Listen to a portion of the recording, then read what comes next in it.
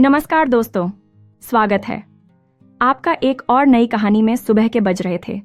50 वर्षीय मनोहर जी रोजाना की तरह पार्क में सैर करने के लिए घर से बाहर निकल गए।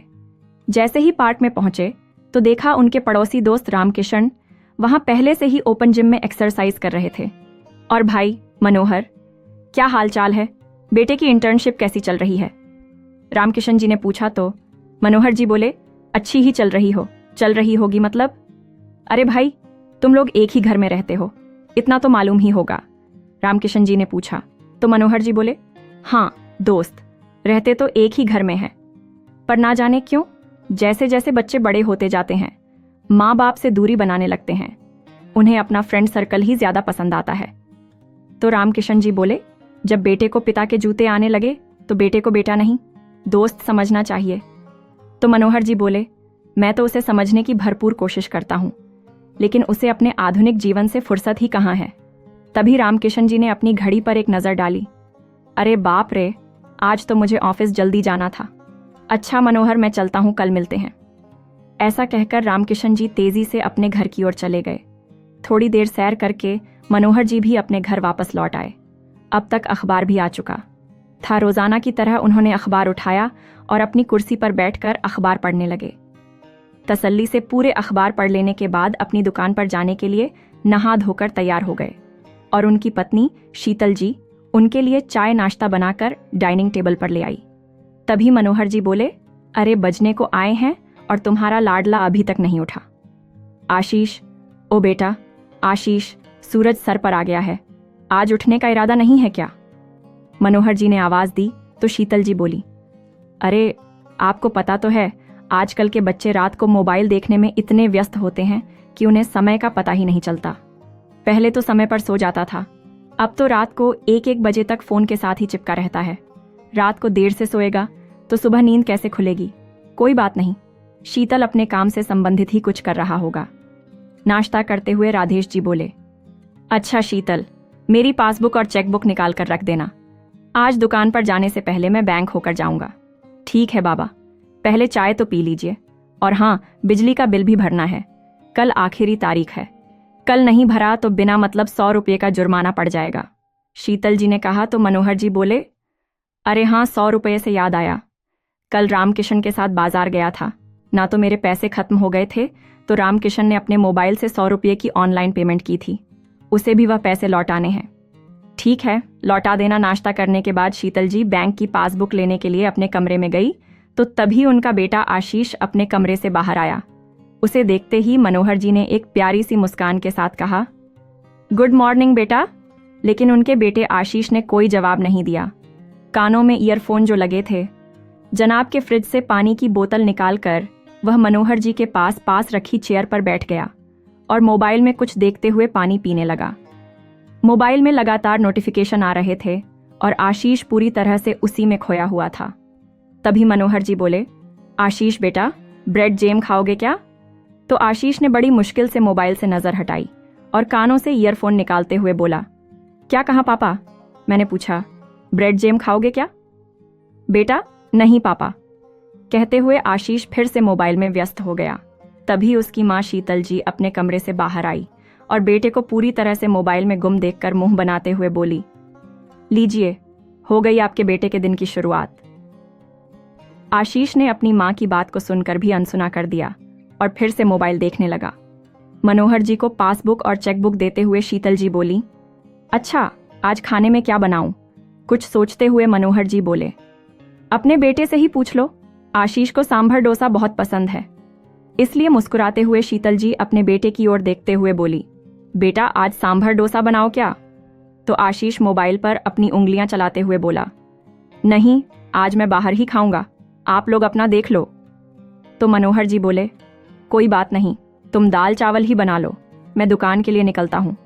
शाम के समय दुकान से लौटते वक्त मनोहर जी अपने मित्र रामकिशन को पैसे लौटाने उसके घर चले गए तो उनका मित्र बोला, अरे मनोहर, तुम भी पैसे ऑनलाइन ट्रांसफर करना सीख लो, ये तो आजकल की जरूरत बन गई है, कोई भी बिल भरना हो चुटकियों में काम हो जाता है। अरे नहीं यार, मैं तो अपनी पासबुक और चेकबुक के साथ बहुत खुश हूँ, इसी बहाने थोड़ी देर बाहर भी घूम लेता हूँ। मनोहर जी की इस बात पर रामकिशन जी छुटकी लेते हुए बोले, चल झूठा, मुझे तो लगता है कि बैंक के कैशियर कुछ ज्यादा ही पसंद आ गई है तुझे। इस बात पर वे दोनों ठहाके लगाकर हंसने लगे। थोड़ी देर दोनों ने बैठकर चाय पीते हुए गपशप की और फिर मनोहर जी वापस अपने घर लौटे। तब तक बज चुके थे। आते ही अपनी पत्नी से पूछा, आशीष घर लौट आया है क्या? नहीं तो शीतल जी ने जवाब दिया। लेकिन अब तक आया क्यों नहीं, बजने को आए हैं। अपना मोबाइल निकालकर मनोहर जी बाहर आंगन में चले गए और बेटे को फोन लगाया, लेकिन दूसरी ओर से कोई जवाब नहीं आया। तभी उनके किराएदार का बेटा सोनू उनके पास आया। मनोहर जी को परेशान देखकर वर्ष का सोनू बोला, क्या हुआ अंकल? तो मनोहर जी बोले, मैं कब से आशीष को फोन कर रहा हूं लेकिन वह कोई जवाब नहीं दे रहा। ना तो यह लड़का कुछ बताकर जाता है और फोन कर रहा हूं तो तब भी नहीं उठा रहा। अच्छा, तो यह बात है, सोनू मुस्कुराते हुए बोला और फिर उसने अपनी जेब में से मोबाइल निकाला। मोबाइल में देखते हुए सोनू बोला, अंकल 2 घंटे पहले भैया रोज गार्डन में घूम रहे थे और अभी 1 घंटा पहले किसी लड़की के साथ स्टारबक्स में कोल्ड कॉफी पी रहे थे। क्या? लेकिन तुझे यह सब कैसे पता चला? तो सोनू बोला, अरे ये सोशल मीडिया है ना, इस पर सब कुछ पता चल जाता है। कोई कहीं भी जाए इस पर स्टोरी जरूर डालता है। अच्छा दिखा तो ये देखिए अंकल, ये फेसबुक है।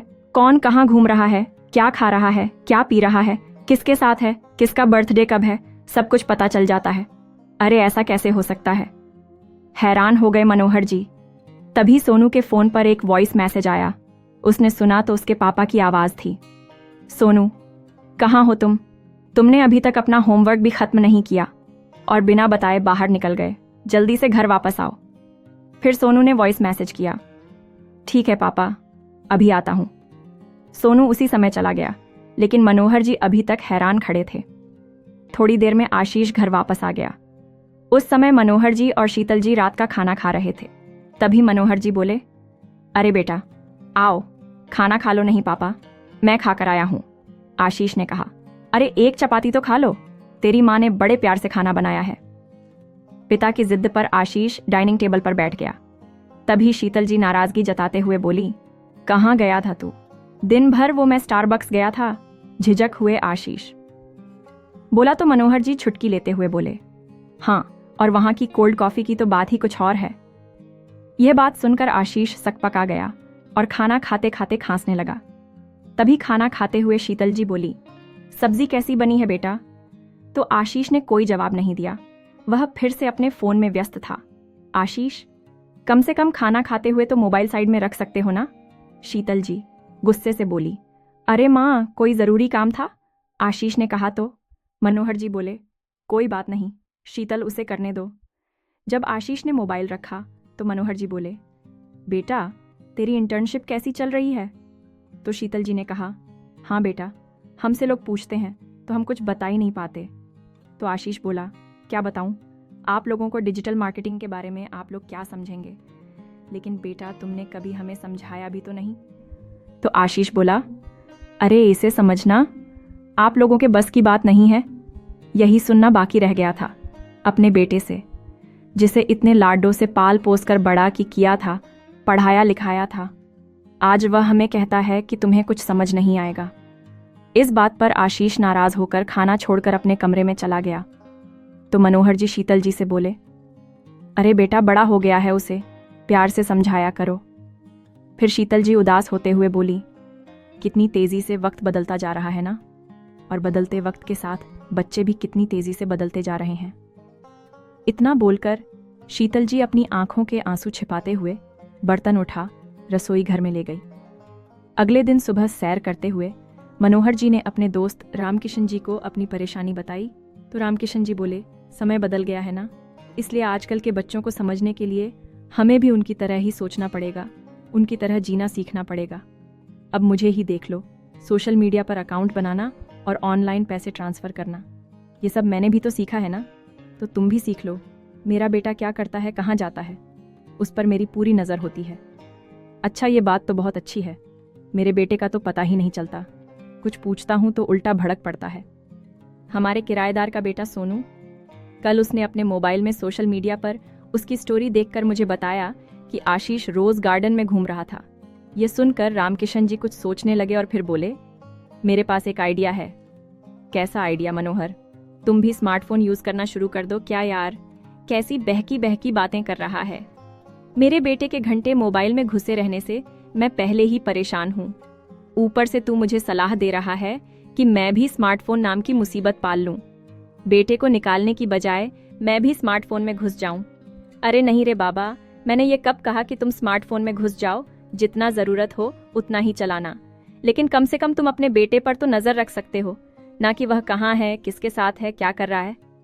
बात तो ठीक है, लेकिन एक प्रॉब्लम है, मेरा मोबाइल तो बटन वाला है, इसके लिए तो स्मार्टफोन चाहिए होगा ना। हाँ, तो इसमें परेशानी किस बात की, बाजार से जाकर एक स्मार्टफोन खरीद लेते हैं। ठीक है, आज शाम को ही चलते हैं। शाम को जाकर दोनों दोस्त एक स्मार्टफोन खरीद कर ले आए। लेकिन अब दिक्कत यह थी कि मनोहर जी को स्मार्टफोन चलाना नहीं आता था और बेटा तो अपनी ही दुनिया में मस्त था। इसलिए उन्होंने अपने किराए के बेटे सोनू को आवाज लगाई और स्मार्टफोन कैसे चलाते हैं उससे सीखना शुरू किया। उसकी मदद से व्हाट्सएप और फेसबुक चलाना सीखा। एक दिन शाम को मनोहर जी के हाथ में स्मार्टफोन देखकर आशीष बोला, अरे पापा, ये आपके पास कहाँ से आया? तो मनोहर जी बोले, कहाँ से आया? क्या मतलब? मेरा फोन है। अच्छा, आपको स्मार्टफोन यूज करना भी आता है? आशीष बोला। तो मनोहर जी ने अपने मोबाइल पर उंगलियां चलाते हुए अपने बेटे को कहा, अब अपना फेसबुक चेक करो। उनका बेटा उनकी फेसबुक आईडी देखकर हैरान हो गया और बोला, वाह क्या बात है। तभी मनोहर जी की नजर अपनी पत्नी पर गई। शीतल जी ने आज बहुत खूबसूरत सी साड़ी पहनी हुई थी। तो मनोहर जी बोले, चलो फिर एक फोटो हो जाए। आशीष उन दोनों की फोटो लेने लगा तो मनोहर जी ने कहा, अरे बेटा, हम तीनों की फोटो लेंगे, वह क्या कहते हैं, उसे सेल्फी लेते हैं। तो आशीष ने मुस्कुराते हुए अपने पूरे परिवार के साथ एक सेल्फी ली और मनोहर जी ने उसे फेसबुक पर पोस्ट कर दिया। अगली सुबह पार्क में सैर करते हुए मनोहर जी बोले, अरे रामकिशन, तुम्हारा आइडिया तो काम कर रहा है। अच्छा, क्या हुआ? रामकिशन जी बोले। तो मनोहर जी ने कहा, देखो तो कल की हमारी फोटो पर आशीष ने भी लाइक किया है। वाह क्या बात है। रामकिशन जी ने कहा तो मनोहर जी बोले, थैंक यू यार, ये सब तुम्हारी बदौलत है। शाम को जब आशीष अपना मोबाइल चला कर रहा था तो उसी समय उसके पास एक मैसेज आया जिसमें लिखा था, आशीष बेटा, आज मैं जल्दी घर आ गया था तो मैं हम सबके लिए मैगी नूडल्स बना रहा था, इसीलिए कहीं बाहर मत जाना। यह देखकर आशीष के चेहरे पर एक मुस्कान आ गई और फिर मैसेज किया, ठीक है पापा, नहीं जाऊंगा। तीनों ने एक साथ बैठकर नूडल्स खाए तो शीतल जी बोली, नूडल्स तो बहुत टेस्टी थे, अब कुछ मीठा खाने का दिल है। तो मनोहर जी बोले, लो इसमें कौन सी बड़ी बात है, मैं अभी जाकर जलेबी लेकर आता हूं उनकी। यह बात सुनकर आशीष बोला, लेकिन पापा लेकर क्यों आना, अब आपने स्मार्टफोन पर सब कुछ चलाना सीख ही लिया है तो बाहर से खाना ऑर्डर करना भी सीख लो। यह सुनकर मनोहर जी हैरान थे तो आशीष बोला, मैं आपको बताता हूं।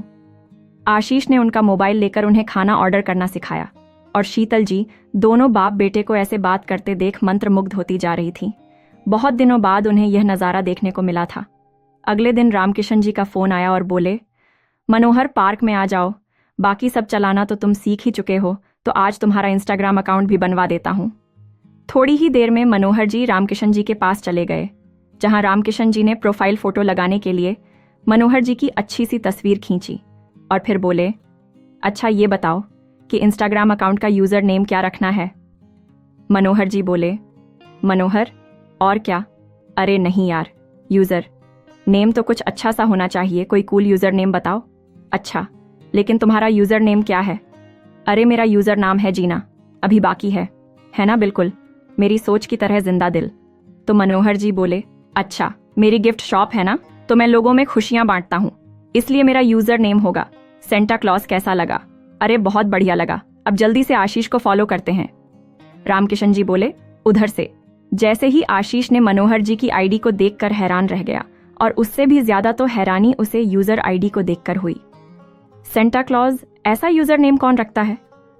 ये पापा भी ना देखकर आशीष मन ही मन बुदबुदा या और फिर अपने प्रेजेंटेशन की तैयारी में लग गया। अगले दिन जब आशीष लाइव वीडियो कॉल में अपनी प्रेजेंटेशन दे रहा था, तभी अचानक उसके मोबाइल पर मनोहर जी का फोन आया। फोन काटकर उसने फिर से बोलना शुरू किया तो एक और मैसेज आ गया। मनोहर जी बार बार उसे मैसेज करते जा रहे थे और इस दौरान आशीष के दिमाग से सब कुछ गायब हो गया। उसकी प्रेजेंटेशन अच्छी नहीं गई। इस बात पर उसे अपने पिता पर गुस्सा चढ़ा हुआ था। इधर शाम को जब मनोहर जी दुकान से घर लौटे तो उन्होंने सोनू को मोबाइल के सामने डांस करते हुए देखा तो पूछने लगे, सोनू बेटा, यह तुम क्या कर रहे हो? तो सोनू बोला, अंकल मैं तो रील्स बना रहा हूं, ये क्या होता है? राधे श्याम जी ने पूछा तो सोनू हंसने लगा। उसने रील्स के बारे में मनोहर जी को बताया और दोनों ने एक साथ एक रील बनाई जिसमें दोनों डांस कर रहे थे। मनोहर जी बहुत अच्छा डांस करते थे, इसलिए लोगों को रील्स काफी पसंद आई तो उत्साहित होकर दोनों ने एक और रील बनाई। इधर जब आशीष ने मनोहर जी की यह वीडियो देखी तो उसे मन ही मन बहुत गुस्सा आने लगा। 2 दिन बाद आशीष के दोस्त उससे मिलने घर पर आए। थोड़ी देर बातचीत करके जैसे ही वह जाने लगे तो मनोहर जी घर के अंदर आए। तभी एक दोस्त ने कहा, अरे अंकल, हम आपकी रील्स देखते हैं, क्या डांस करते हो अंकल, आप बिल्कुल किसी फिल्म के हीरो की तरह, और आपका यूजर नेम भी तो कमाल का है, सेंटा क्लॉज और आगे लिखा है, मैं लोगों में खुशियां बांटता हूं, बहुत बढ़िया। आशीष के दोस्तों ने कहा तो आशीष अपने पिता को घूर कर देखने लगा। अंदर ही अंदर उसे शर्मिंदगी महसूस हो रही थी। दोस्तों के जाने के बाद जब आशीष अंदर आया तो मनोहर जी खुशी से बोले, अरे मुझे तो पता ही नहीं था कि रील्स कैसे बनानी है, ये तो सोनू के साथ मैंने भी अपनी 1-2 रील्स बना ली, सब लोगों ने बहुत लाइक किया, लेकिन तुमने लाइक नहीं किया। मनोहर जी के इतना बोलते ही आशीष का गुस्सा फूट पड़ा। बस करो पापा, परेशान हो गया हूं मैं आपसे, और कितना शर्मिंदगी महसूस करवाओ। गम मुझे कहां सोनू और कहां आप मेरे दोस्त, आपकी तारीफ करने की बजाय आपका मजाक उड़ा रहे थे। इतना भी नहीं समझते कि मेरे दोस्तों के बीच में मेरी कितनी बेइज्जती हो रही है। कोई काम करने बैठता हूं तो उसी दौरान आप इतने मैसेज भेज देते हो कि मेरा फोकस ही खत्म हो जाता है। कल भी आपने यही सब कुछ किया, इसी वजह से मेरी टीम लीडर को लग रहा था कि मेरा काम में ध्यान नहीं है। अब आप पहले जैसे क्यों नहीं रहे? पापा, जब से ये फोन आया है तब से आपका दिमाग ठिकाने पर नहीं है। मुझे आपकी हरकतें बिल्कुल पसंद नहीं आ रही पापा। सबके सामने आपको पापा बोलने में मुझे शर्म महसूस होने लगी है। आशीष गुस्से से चिल्लाता जा रहा था और मनोहर जी और शीतल जी हैरानी से उसके चेहरे की तरफ देख रहे थे। तभी शीतल जी गुस्से से बोली, आशीष, तुझे कुछ शर्म है या नहीं? कोई बेटा अपने पापा से इस तरह से बात करता है क्या? क्यों माँ, आपने देखा नहीं कि मेरे दोस्तों ने भी क्या कहा? सारी दुनिया पापा के बारे में ऐसा सोच रही है, घर बैठे बेइज्जती करवाने पर तुले हुए हैं। ये मेरी बस आशीष बहुत हो गया। जो कुछ भी तेरे पापा कर रहे हैं उसका जिम्मेदार सिर्फ तू है। तुझे क्या लगता है, क्या इन्हें मोबाइल का शौक छुड़ा था? हाँ, शौक नहीं तो और क्या, अजीब अजीब सी पोस्ट डालते रहते हैं, सोशल मीडिया पर फालतू से मैसेज भेजते हैं। मुझे क्या एक ही घर में रहते हुए कोई किसी को वीडियो कॉल करता है?